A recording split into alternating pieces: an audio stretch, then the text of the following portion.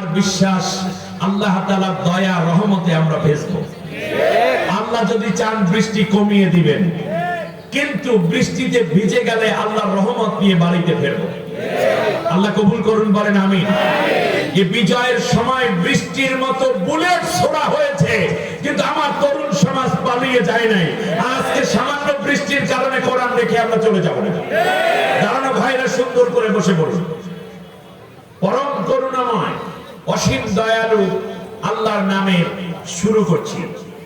আল্লাহ তাআলা বলছেন, এই পৃথিবীর বুকে যখন কোন জালেম শাসকের পতন হয়, তারপরে আমার পছন্দসই একটি গভর্নমেন্ট আমি আল্লাহ ওই রাষ্ট্রে বসাই। আমার কথাটা বোঝানোর জন্য আরেকবার আমি রিপিট করি। আল্লাহ তাআলা বলছেন, কোন স্বৈর শাসকের পতনের পর আমি একটি রাষ্ট্রে আমি আল্লাহ আমার পছন্দের গভর্নমেন্ট বসাই। সেই গভর্নমেন্ট কেমন? আল্লাহ বলছেন, অনুরিদু আন্নামুন্না আলাল্লাযীনা ইসতুদঈফু ফিল আরদি ওয়া নাজআলাহুম আইম্মাতাও ওয়া নাজআলাহুমুল ওয়ারিসিন ওয়া নুমাক্কিনা লাহুম ফিল আরদি ওয়া নুরিয়া ফিরআউনা ওয়া হামানা ওয়া জুনুদাহুমা মিনহুম মা কানু ইয়াহযারুন। আল্লাহু আকবার।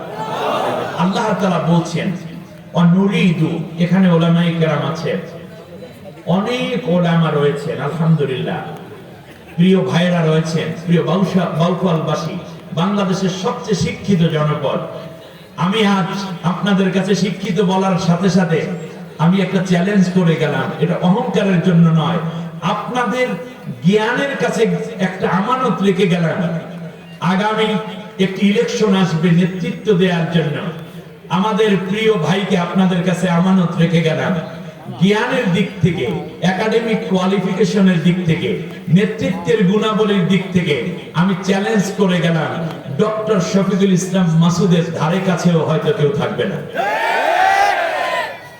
আমি বিশ্বাস করি জ্ঞানী মানুষগুলো জ্ঞানকে মূল্যায়ন করবে, জ্ঞানী মানুষগুলো শিক্ষিত মানুষকে মূল্যায়ন করবে, সৎ মানুষগুলো সৎ নেতৃত্বকে মূল্যায়ন করবে, আল্লাহ ভীরু মানুষগুলো আল্লাহ ভীরু মানুষকে মূল্যায়ন করবে, একজন মুসলিম হিসাবে মুসলিমকে মূল্যায়ন করবে, সমাজসেবক হিসাবে অন্য ধর্মের ভাই বোনেরাও একজন সৎ যোগ্য আমানতদারকে মূল্যায়ন করবে।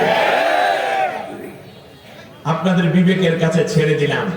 এবারে আসুন, আল্লাহ তাআলা বলছেন, অনুরিদু, আমি আল্লাহ একটা সিদ্ধান্ত নিয়েছি, আমার বান্দা বান্দিরা তোরা শোন।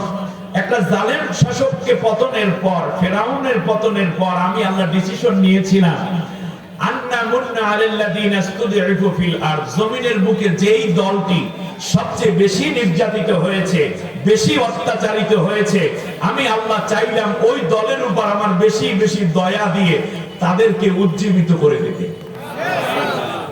বাংলাদেশের প্রেক্ষাপটে সবচেয়ে বেশি নির্যাতিত হয়েছে যেই দলটি আপনাদের চেনার কথা, আলেম ওলামাদেরকে হত্যা করা হয়েছে, নেতৃবৃন্দকে হত্যা করা হয়েছে, আমার ভাইকে একটানা 54 দিন রিমান্ড দেওয়া হয়েছে, অথচ তিনি একজন ছাত্র।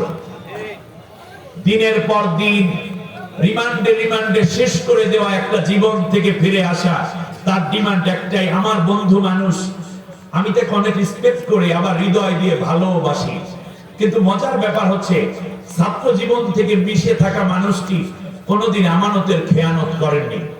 ইসলামের পক্ষে থাকতে কি হারালেন তিনি চিন্তা করেন নাই। ইমানের বলে বলিয়ান একজন মানুষকে আমরা আমাদের সামনে পেতে চাই, যাতে করে এই ঘুরে ধরা সমাজ সুন্দর করে আবার মাথা উঁচু করে দাঁড়াতে পারে। আমার বন্ধুগণ, সেই জায়গা থেকে আল্লাহ রাব্বুল আলামিনের কথাই আমি রেফারেন্স নিলাম। আল্লাহ তাআলা বলেন, যেই দলটি সবচেয়ে বেশি নির্যাতিত হলো, আমি আল্লাহ সিদ্ধান্ত নিলাম ওই দলটার উপর আমার দয়া দেব।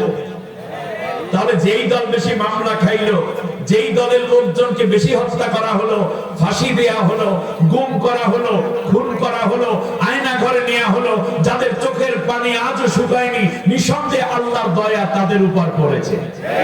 আল্লাহ যেই দলটাকে ভালোবেসে দয়া করেন, আমরা কি ওই দলটাকে ভালোবাসবো না? কে কে ভালোবাসবে একটু হাত উঁচু করে আল্লাহ। স্লোগান না, আমি একটু সময় কম নিতে চাচ্ছি। দ্বিতীয়বারে আল্লাহ বলছেন, ওয়ানাজআলাহুম